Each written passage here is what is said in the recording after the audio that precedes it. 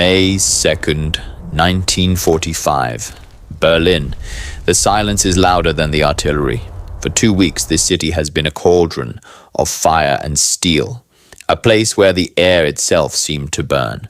Now the roar of the Katyusha rockets has faded, replaced by the settling of dust and the distant rhythmic crunch of boots on masonry.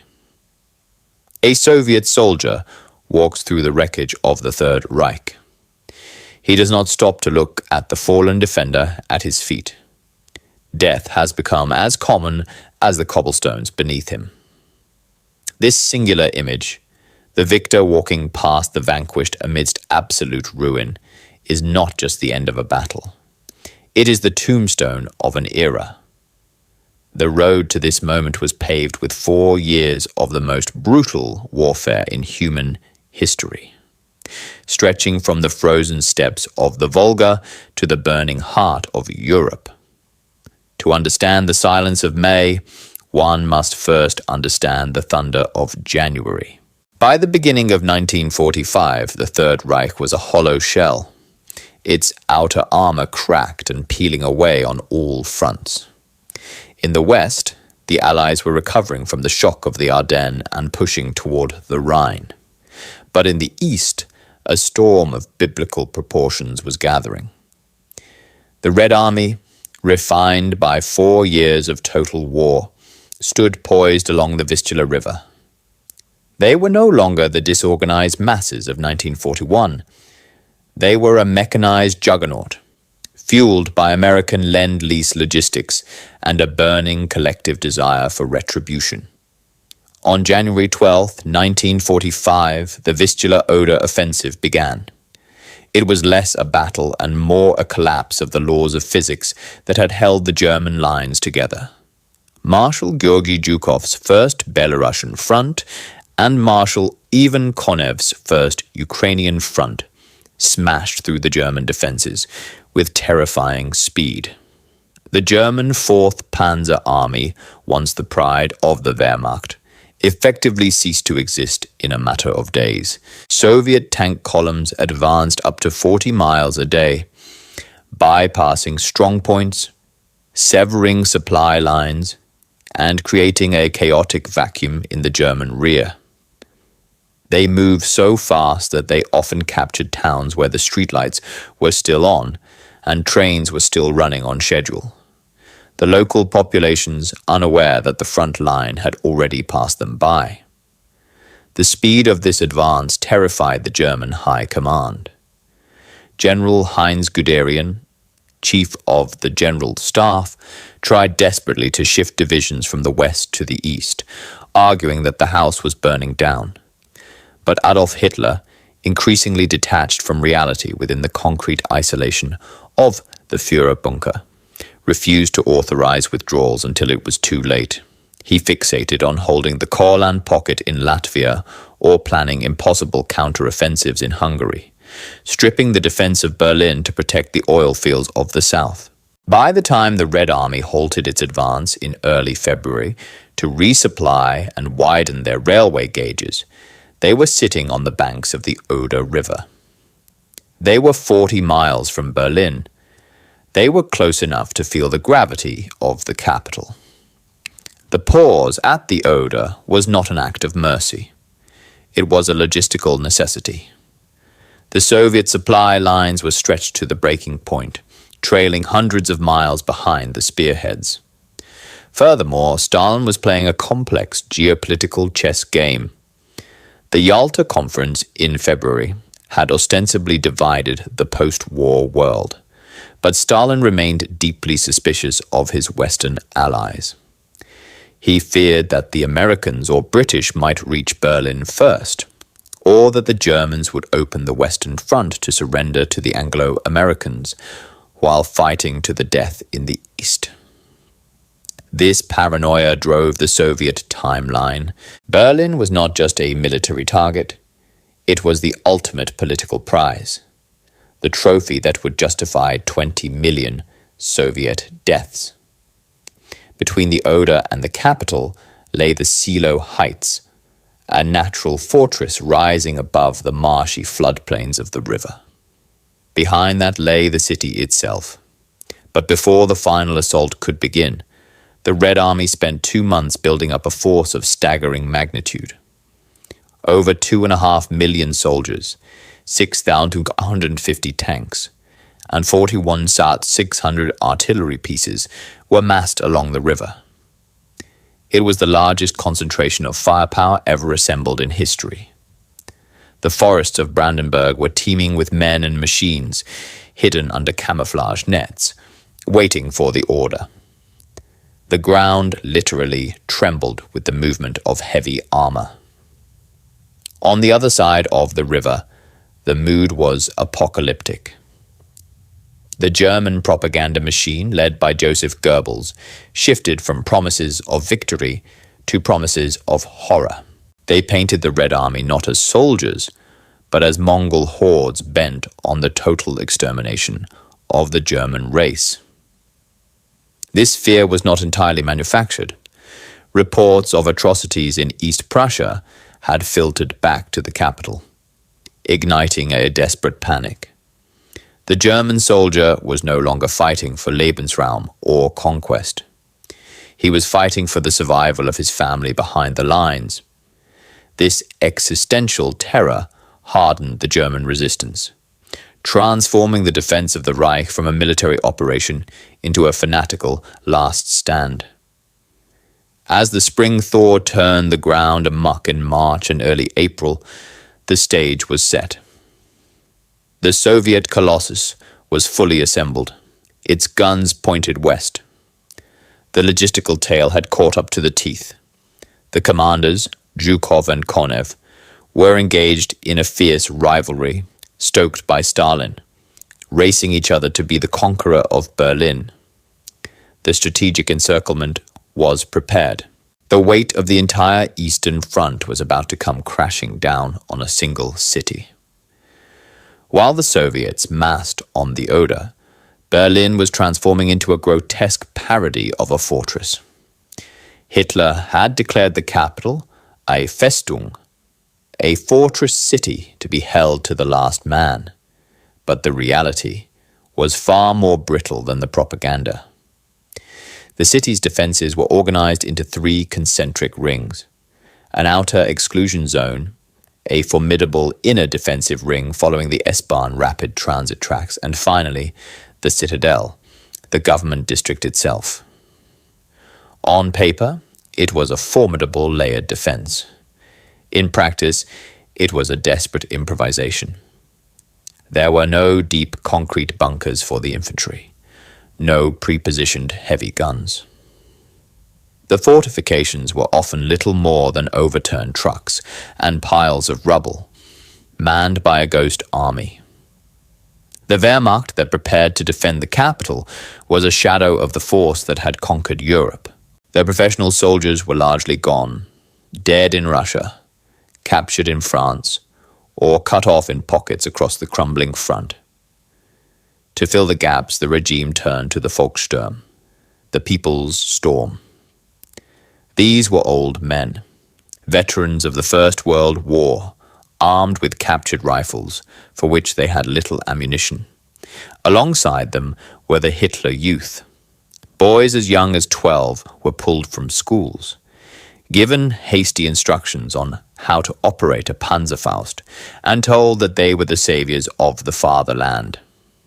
It was a mobilization of the innocent and the infirm, a cynical calculation that aimed to buy time with blood that had yet to even mature. Interspersed among these tragic militia units were the remnants of fanaticism. The foreign volunteers of the Waffen-SS, Frenchmen of the Charlemagne Division, and Scandinavians of the Nordland Division prepared to fight for a lost cause, knowing they had no home to return to. They patrolled the ruins like specters, enforcing discipline and hanging defeatists from lampposts with placards around their necks, warning against cowardice. The atmosphere in the streets was a suffocating blend of fatalism and terror. The Berliners knew the end was coming. They could feel it in the constant tremors of the bombing raids and the distant rolling thunder of Soviet artillery testing the range. Deep beneath the Reich Chancellery, in the damp, recycled air of the Führerbunker, the disconnect from reality was absolute. Adolf Hitler, stooped and trembling, moved imaginary armies across maps that no longer reflected the truth.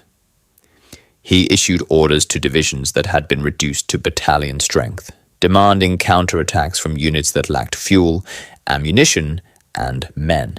His generals, men like Heinrizi and later Weidling, stood in rigid silence or offered cautious pragmatism that was met with explosions of rage. Hitler believed that the disintegration of the Western Alliance was imminent, that a sudden turning point, a miracle of the House of Brandenburg, would save the Reich at the 11th hour. He saw the coming battle not as a military engagement, but as a Wagnerian climax of will. Strategically, the defense was hopeless. The German Ninth Army, tasked with holding the Seelow Heights east of the city, was outnumbered 10-1 in manpower and heavily outclassed in armor and air support. They were dug in deep, utilizing the high ground effectively, but they were static. The Red Army had the operational freedom to bypass, encircle, and crush. The Soviet plan was a classic pincer movement. Zhukov would strike from the center to smash the heights, while Konev swung up from the south, threatening to encircle the city and cut off any escape route to the west. By mid-April, the tension had reached a physical limit. The civilian population, numbering nearly 3 million, lived a troglodyte existence in cellars and subway tunnels. They hoarded meager rations, traded family heirlooms for bread, and waited.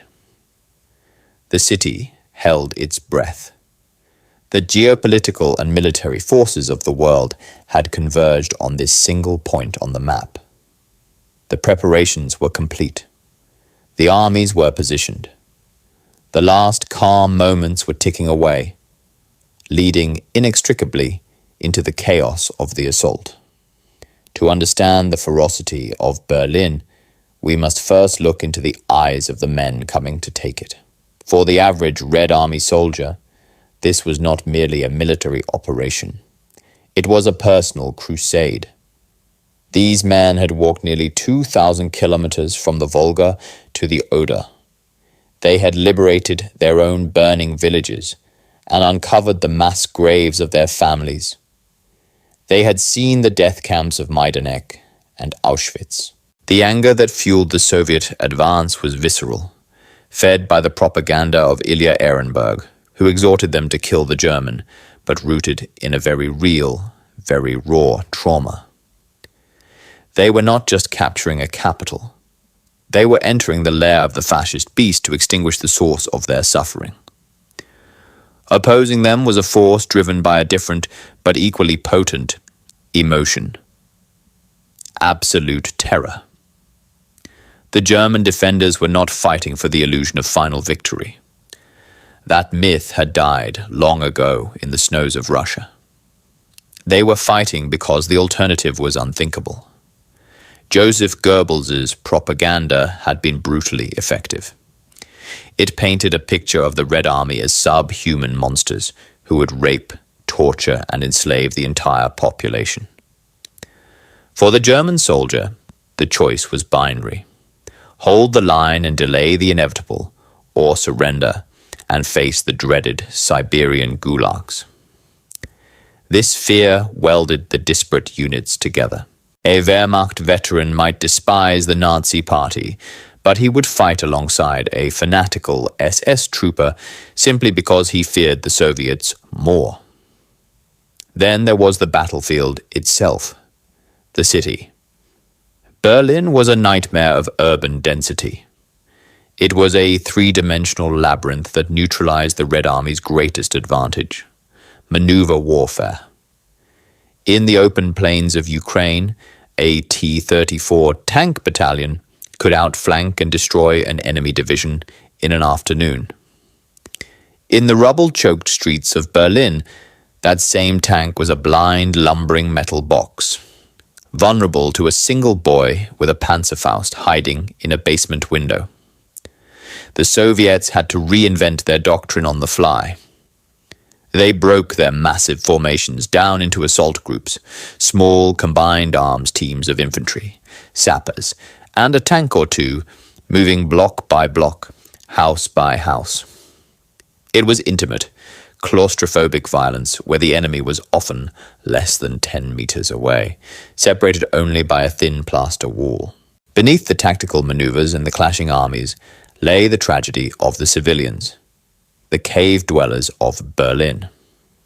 For nearly 3 million people, the war had shrunk to the size of a basement. Life was reduced to the most primal hierarchy of needs: water, air, and safety.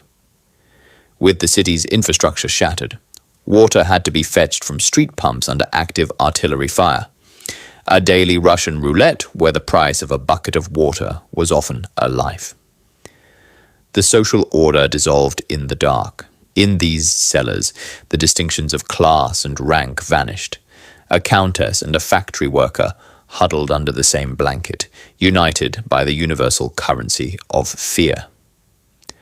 For the women of Berlin, this fear had a specific, terrifying shape. The rumors of mass rape in East Prussia had arrived long before the tanks. It created a psychological siege that predated the physical one. Thousands of women preemptively took their own lives or the lives of their children to escape what they believed was an inevitable fate. It was a mass hysteria rooted in a grim reality, a stain that would mark the legacy of the battle long after the shooting stopped. The civilians were not merely bystanders, they were the terrain itself, trapped in the killing zone, their homes transformed into bunkers, and their possessions used as barricades. On the attacking side, a strange and controversial tactical experiment was about to unfold. Marshal Zhukov, under immense pressure from Stalin to take the city before May Day, devised a plan to blind the German defenders during the initial night assault on the Seelow Heights. He ordered 143 massive anti-aircraft searchlights to be positioned along the front line.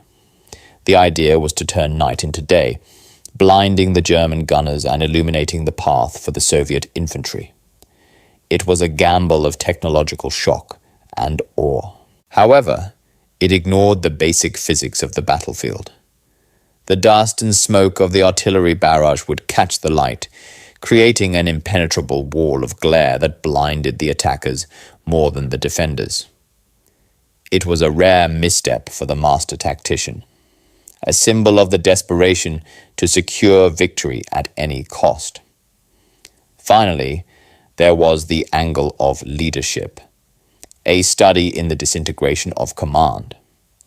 While General Helmuth Weidling, the newly appointed commandant of the Berlin defense area, tried to manage a battle with broken telephones and runners who never returned, the directives from the Führerbunker became increasingly suicidal.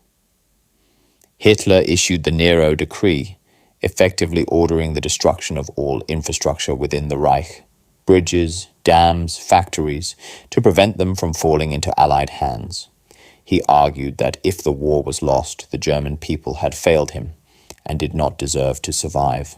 This moral abandonment of his own people created a bizarre internal conflict where German generals and bureaucrats quietly disobeyed orders to save the very population they had led into the abyss.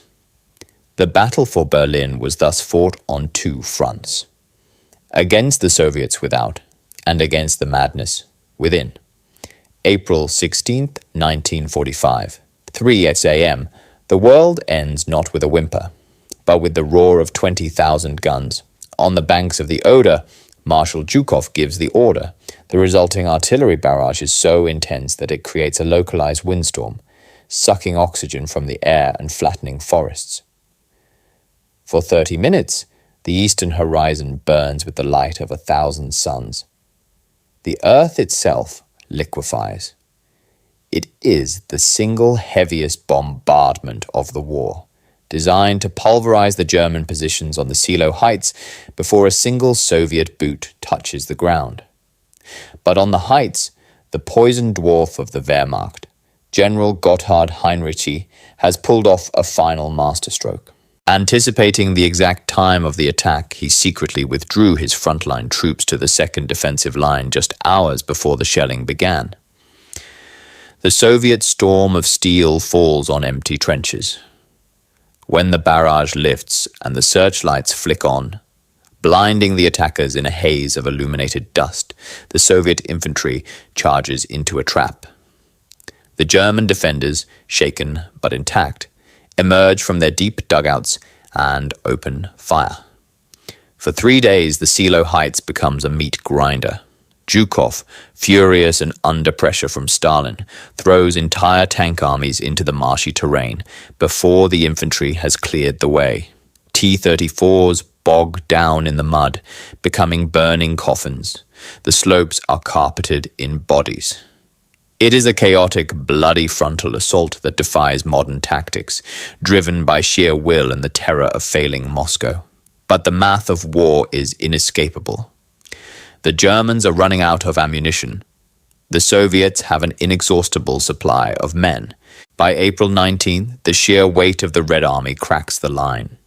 The heights fall. The road to Berlin is open. While Zhukov bludgeons the front door, Marshal Konev's First Ukrainian Front smashes through the weaker defenses to the south. Realizing Zhukov is stalled, Stalin gives Konev permission to swing his tank armies north toward Berlin. The race is on.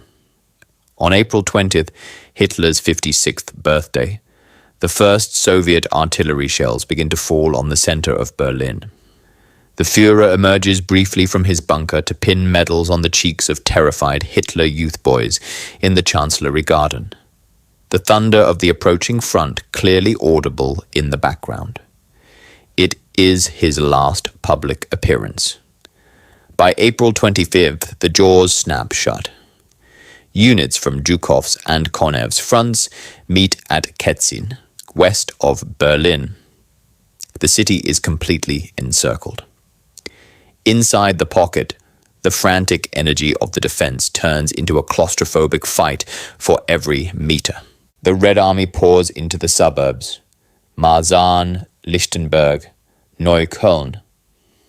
The wide boulevards of the outer districts allow the Soviet tanks to move, but as they push toward the center, the streets narrow and the ruins grow higher. The battle transitions from a war of maneuver to a savage vertical conflict fought in sewers, subway tunnels, and the burning skeletons of apartment blocks. The fortress is breached, and the siege of the citadel begins. By April 28th, the war had shrunk to a few city blocks. The Soviet target was the Reichstag. To the Germans, it was an empty shell, a parliament that had been burned and abandoned a decade earlier. To Stalin, however, it was the ultimate symbol of the Nazi state, the physical manifestation of the fascist beast. He demanded its capture in time for the May Day parade in Moscow. The pressure filtered down the chain of command, transforming the assault into a frenzied race against time. The crossing of the Moltke Bridge to reach the Reichstag was a suicidal endeavor. The bridge was barricaded, wired with explosives, and covered by German artillery, firing at point-blank range from the Tiergarten. Soviet infantry surged across in waves. The first wave was cut down. The second wave climbed over the bodies of the first. When they finally breached the perimeter and entered the building, the battle devolved into a medieval brawl. There were no front lines inside the Reichstag. The fighting was room to room, floor to floor, stairwell to stairwell. In the thick, choking dust of pulverized masonry, submachine guns were useless at long range. Men fought with grenades, bayonets, and sharpened entrenching tools. The Soviets cleared the basement while the Germans held the upper floors. Fires raged in the elevator shafts. The scream of the wounded echoed through the hollow halls of German democracy. It was a slaughterhouse where tactics were replaced by pure, adrenaline-fueled savagery. While this inferno raged above ground, a different kind of end was unfolding deep beneath the earth. On the afternoon of April 30th, with Soviet troops less than 500 meters away, Adolf Hitler sat in the study of his bunker. He ate a final meal of pasta with tomato sauce. He tested poison on his dog, Blondie. Then, alongside his new wife, Eva Braun, he retired to his private room. A single gunshot rang out, a small, pathetic pop compared to the thunder of the artillery above. The man who had set the world on fire died by his own hand in a concrete box, leaving his followers to face the wrath he had summoned. His body was hurriedly carried up to the garden, doused in petrol, and burned in a shell crater, consumed by the very flames of war he had worshipped. News of his death did not stop the fighting.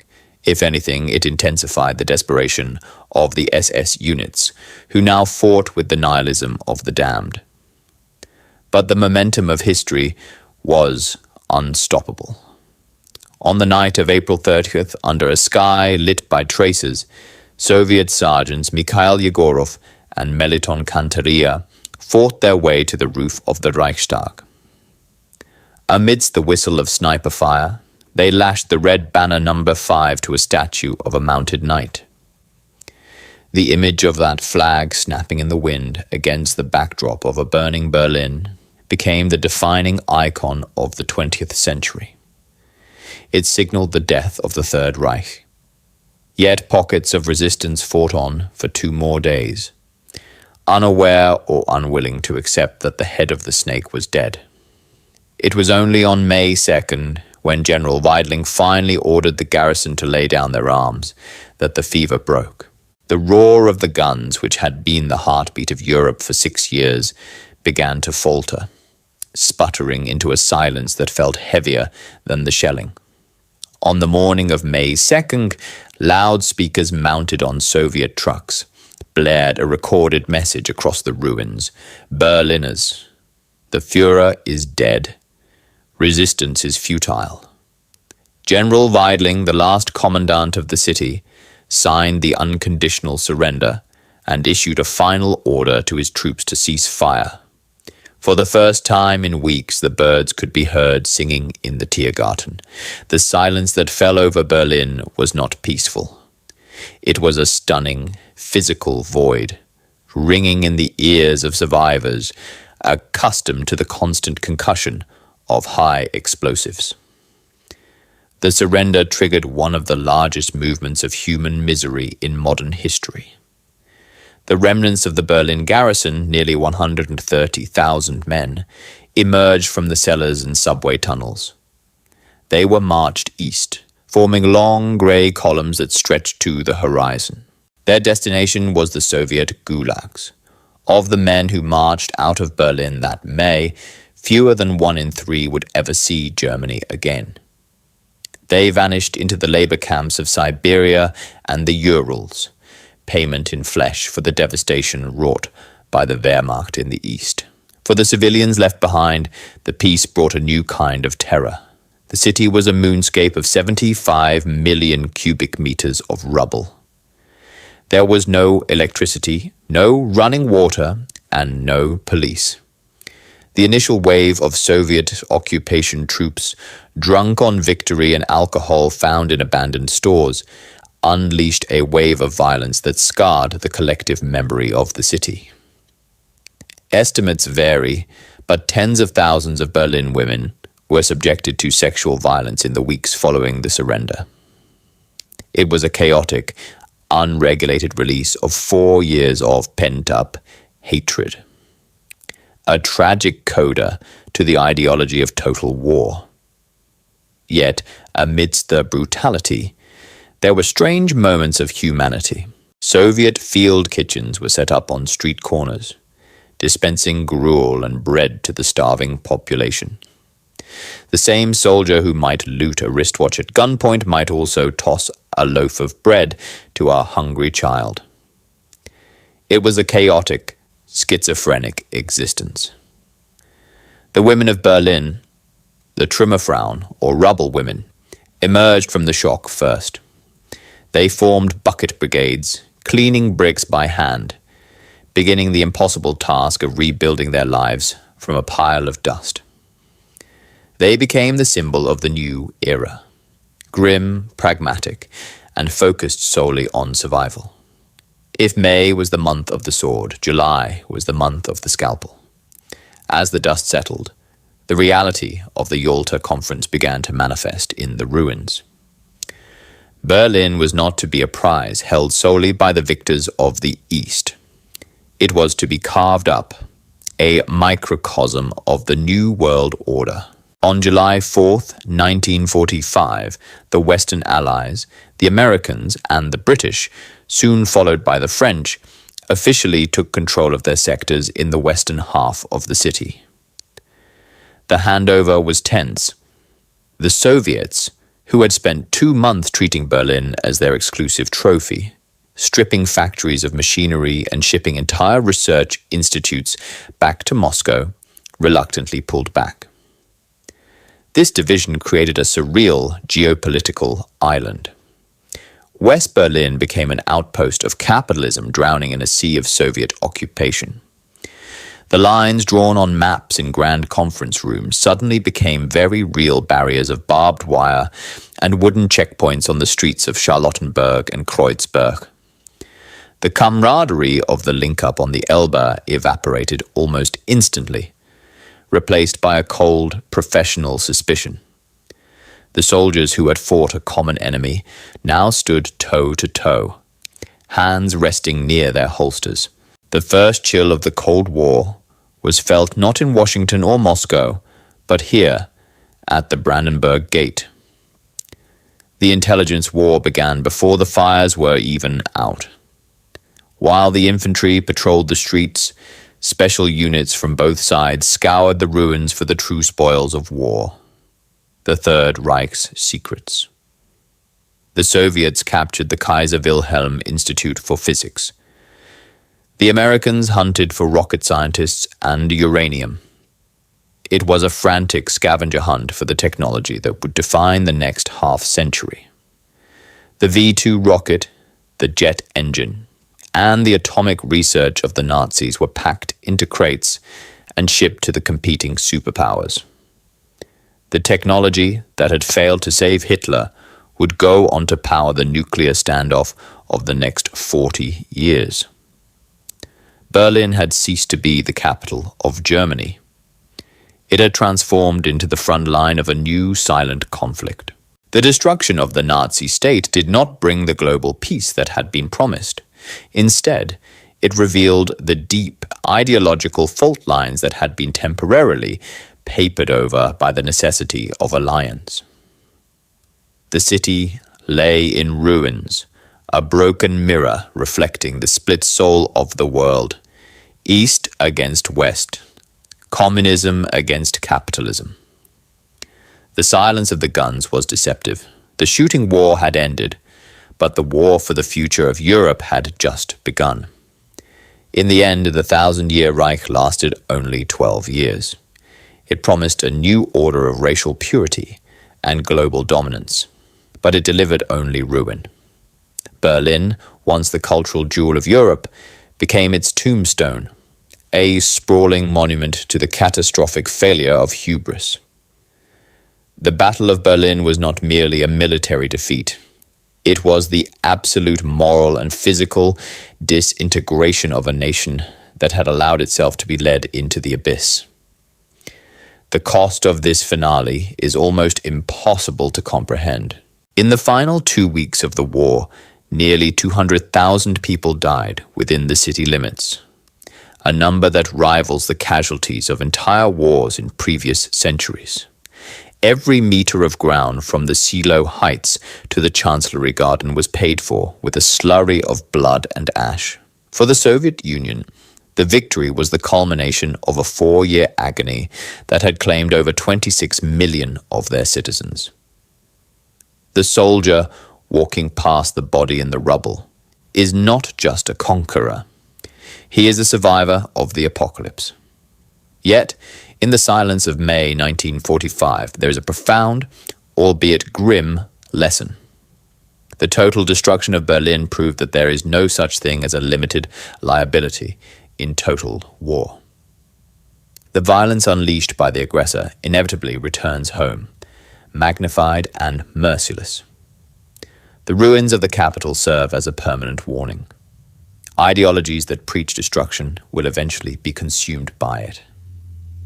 As the sun sets over the broken city, the gunfire has finally stopped. The screaming of the rockets is gone. All that remains is the wind moving through the hollow windows of the Reichstag and the long, difficult shadow of a history that must never be repeated. The war in Europe is over. The world it destroyed is gone forever.